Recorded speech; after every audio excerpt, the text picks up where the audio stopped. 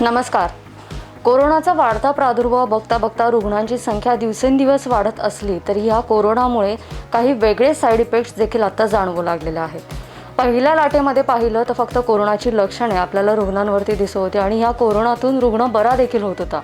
परंतु आता कोरोनातून रुग्ण बरा झाल्यानंतर त्याला वेगवेगळ्या आजारांचा सामना करावा लागतोय आणि हे आजार देखील इतके भयानक आहेत की या आजारांमुळे जो कोरोनातून बरा झालेला रुग्ण आहे त्याचा मृत्यू देखील होऊ शकतो. अशा पद्धतीचे भयावह असे आजार आहेत. त्या सगळ्याचाच सामना आज भारत करत असला तरी यातला एक महत्त्वाचा आजार सध्या दिसून येतोय आणि त्यातली रुग्णांची संख्या देखील वाढत चाललेली आहे, तो म्हणजे म्युकरमायकोसिस.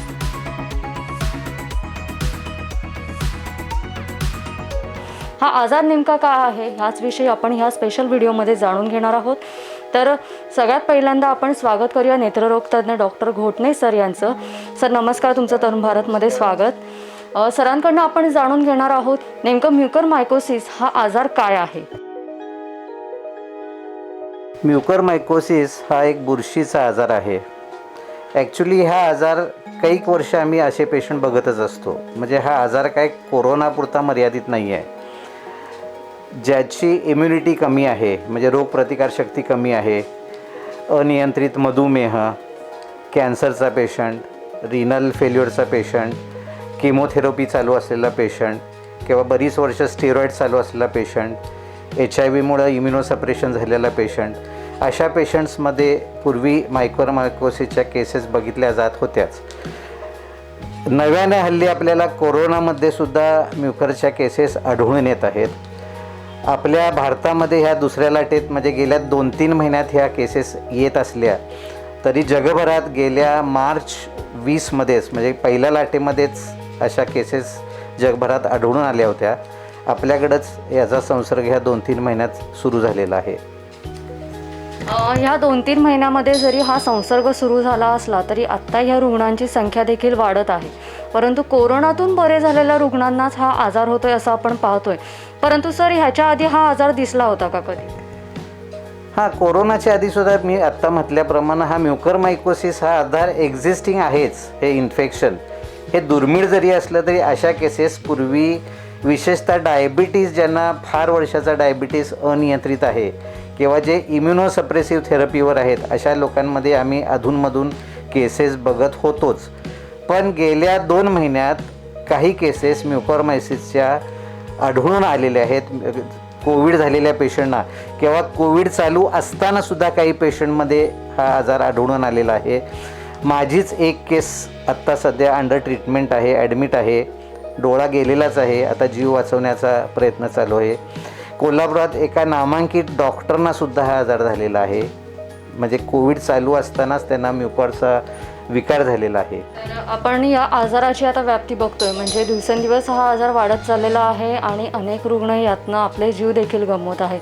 परंतु नेमकी ह्याची लक्षणं काय आहेत ते आता आपण जाणून घेऊया.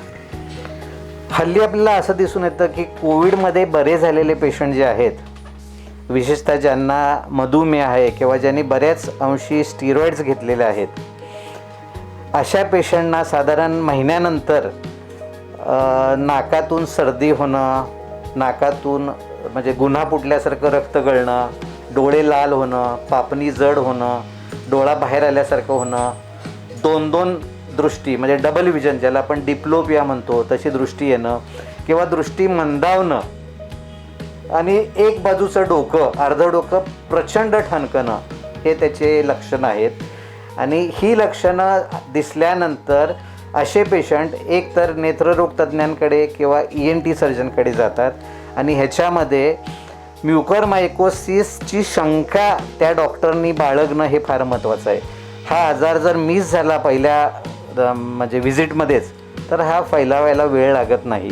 त्यामुळे ह्याची जेव्हा अशी लक्षणं दिसतात त्याच क्षणी त्या पेशंटचं हॉस्पिटलायझेशन गरजेचं आहे आणि ENT सर्जन आणि डोळ्याचे सर्जन असे मिळून त्याची ट्रीटमेंट असती.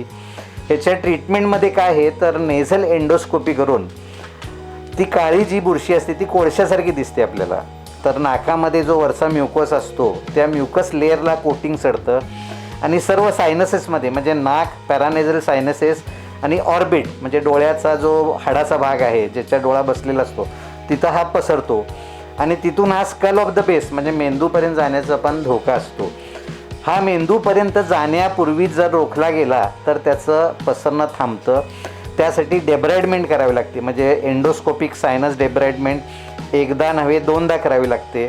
क्लिनिंग करावं लागतं, ते सगळं क्लीन करावं लागतं. आणि ॲम्फोटेरिसिन बी लायोफिलाइज नावाची इंजेक्शन्स आहेत, त्याचासुद्धा आता तुटवडा आहे, ती इंजेक्शन्स द्यायला लावतात. बहुतांश पेशंटमध्ये अशा डोळ्याची नजर जाते, कारण डोळा बारीक मोठा होतो. ऑप्थॅल्मोप्लेजिया होतं, डोळ्याची ऑप्टिक नर्व असती आणि ऑर्बिटचं जे शेवट असतं म्हणजे डोळ्याच्या मागचा भाग, तिथं इन्फेक्शन गेल्यामुळे ती डोळ्याची नस कुजली जाते व डोळ्याची दृष्टी बहुतेक पेशंटमध्ये म्हणजे 70-80% पेशंटमध्ये दृष्टी जातो. म्हणजे एक डोळा निकामी होतोच. ह्याच्यामध्ये जीव वाचवणे हे फार महत्त्वाचं असतं. तर आता सरांनी सांगितलं की कशा पद्धतीने हा जो आजार आहे तो वाढत जातो आहे, म्हणजे एक्झॅक्टली रुग्णावरती काय परिणाम होतो आहे. परंतु ह्याची नेमकी लक्षणं म्हणजे एक प्राथमिक स्तरावरती ह्याची लक्षणं काय दिसत आहेत सर? बहुतेक पेशंटना ताप यायला सुरू होती, नाक गळायला लागतं, नाक वाहताना काही वेळेला नाकातून रक्तस्राव होतो, ज्याला आपण एपिस्टॅक्सिस म्हणतो. डोळ्याची पापणी सुस्ती, डोळा लाल होतो, डोळा बारीक होतो, काही कालानंतर डोळा असा बाहेर आल्यासारखा मोठा व्हायला लागतो. तिरळा होतो डोळा, ज्याला आपण ऑप्थॅल्मोप्लेजिया म्हणतो. पेशंटला 2-2 दिसायला लागतं, 2-2 दिसायला लागतं. नंतर दृष्टी पण मंद होती. ह्या गोष्टी चालू असतानाच ही लक्षणं डॉक्टरना पकडणं फार महत्त्वाचं आहे. विशेषतः हे पेशंट आयदर फिजिशियनकडे जातात, डोळ्याच्या डॉक्टरकडे जातात किंवा कान नाक घसा तज्ज्ञाकडे जातात. तर आता लक्षणं सांगितलेली आहेत सरांनी, काय लक्षणं आहेत ती. ही लक्षणं पाहिल्यावरती ज्यांना कोणाला आत्ता लक्षणं दिसत असेल ती सगळेजण आधी डॉक्टरांकडे जातील, कारण की खूप विचित्र प्रकार आपल्याला दिसून येतो. म्हणजे अक्षरशः रुग्ण दगावतो एवढा मोठा हा आजार आहे. म्हणजे कोरोनाचं संकट आहेच, परंतु त्याचबरोबर हा आजार आहे जो सगळ्याच भारतीयांना आता भीती घालत आहे. पण याचबरोबर सर आता आपण लक्षणं ऐकली तर नेमकी काळजी कशी घ्यावी? ॲक्च्युली कसं आहे की कोविडची ट्रीटमेंट देताना त्यांना जे ऑक्सिजन दिलं जातं ते ऑक्सिजन देताना ते लिक्विफाईड ऑक्सिजन जे असतं त्यामध्ये डिस्टिल वॉटर किंवा नॉर्मल सलाईनचा समावेश करावा. पण हल्लीच्या काळात बऱ्याच म्हणजे ह्या लोडमुळं म्हणा किंवा अनावधानानं म्हणा डिस्टिल वॉटर किंवा नॉर्मल सलाईन न वापरता रेग्युलर पाणी ऑक्सिजन लिक्विफॅक्शनसाठी वापरलं जातं आणि त्याच्यातून बुरशी जाण्याचा धोका नक्कीच जास्त आहे. एक गोष्ट.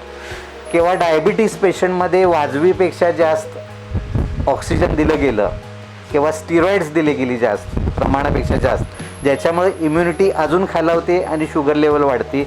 शुगर लेवल वाढली की बुरशीचा संसर्ग वाढण्याचं प्रमाण जास्त असतं. त्याच्यामुळे टोक्लिझुमॅब नावाचं एक ड्रग आहे.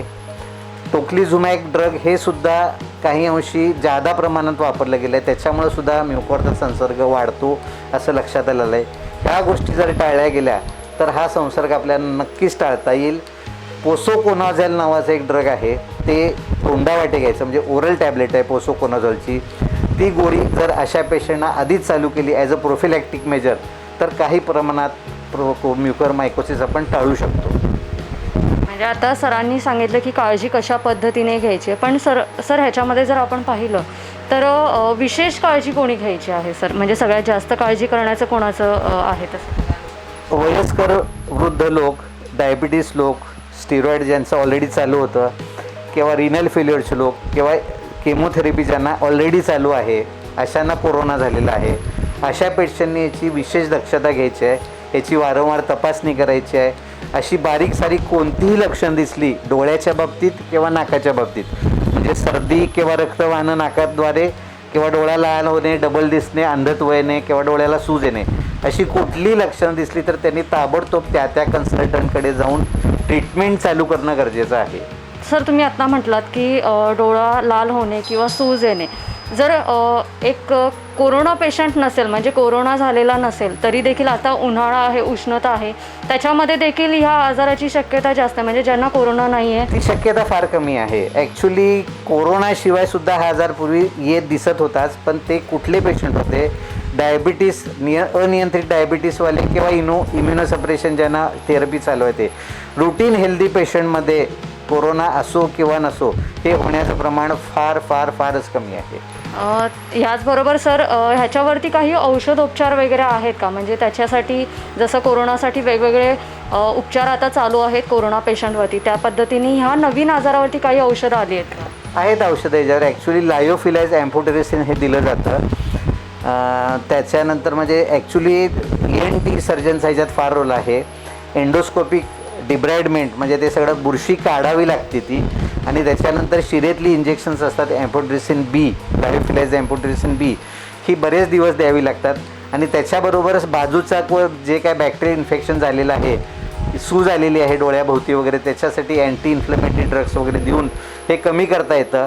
बहुतेक पेशंटमध्ये म्हणजे 70-80% पेशंटमध्ये हा जर ऑर्बिटमध्ये आजार गेला तर ह्याची दृष्टी जाते. नंतरचं काम राहतं ते फक्त पेशंटचा जीव वाचवणे. इतका हा आजार घातक आहे. 70 ते 80% लोकांमध्ये दृष्टी जाते, 40 ते 50% लोकांमध्ये जीव जाण्याचा ह्यात धोका आहे. त्यामुळे याची काळजी घेणं, वेळीच काळजी घेणं, वेळीच हॉस्पिटलायझेशन करणं आणि त्याप्रमाणे इंटेन्सिव्ह ट्रीटमेंट चालू करणं हे फार महत्त्वाचं आहे. म्हणजे प्रत्येकानेच आता कोरोनाची असेल, परंतु त्याचबरोबर कोरोनासोबत येणाऱ्या बाकीच्या आजारांची देखील काळजी घेणं तितकंच गरजेचं आहे. पण सर जर पहिल्या स्टेजला आपल्याला कळलं की म्युकरमायकोसिस झालं आणि त्यातनं आपण बरे झालो कोरोना झाल्यानंतर, तर पुन्हा हा आजार होण्याची शक्यता आहे का? नाही, पुन्हा आजार होण्याची शक्यता नाही आहे, ऑलमोस्ट नाही आहे. तर सरांनी आता आपल्याला व्यवस्थितपणे सांगितलेलं आहे की नेमका आजार काय आहे, या आजाराची डेप्थ किती आहे, कशा पद्धतीने ह्या आजारावरती उपचार आहेत, लक्षणं काय आहेत. तर ह्या सगळ्याच गोष्टी तुम्ही ऐकल्या, पाहिल्या देखील, आणि ह्या सगळ्या गोष्टींचं तुम्ही पालन देखील करा. कोरोना आहे त्यामुळे आपण प्रत्येकजण काळजी घेतोच आहे. मास्क, सॅनिटायझर, बाहेर आपण पडत नाही आहे, लॉकडाऊन आहे.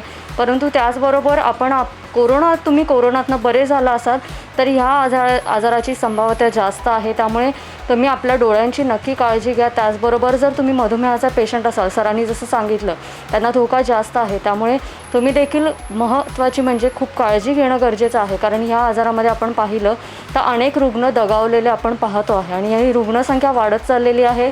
औषधोपचार सुरू आहेत सगळ्यांवरती, परंतु हे सगळं संकट निवळेपर्यंत आपण सगळ्यांनी संयम ठेवणं आणि आपण सगळ्यांनी आपली आणि आपल्या कुटुंबाची काळजी घेणं गरजेचं आहे. घोटणे सरांचे मी खूप खूप धन्यवाद मानेन. सर, तुम्ही आम्हाला ही माहिती उत्तमरित्या सांगितल्याबद्दल. तर त्याचबरोबर तुम्हाला जर काही प्रश्न असतील ह्या विषयाचे तर तुम्ही आमच्या कमेंट बॉक्समध्ये सांगा, आणि अजून कोणत्या विषयाची तुम्हाला माहिती हवी असेल तर ते पण आम्हाला सांगा. कॅमेरामन ऋषिकेश करटमलसह मी दुर्वादेवी, तरुण भारत न्यूज.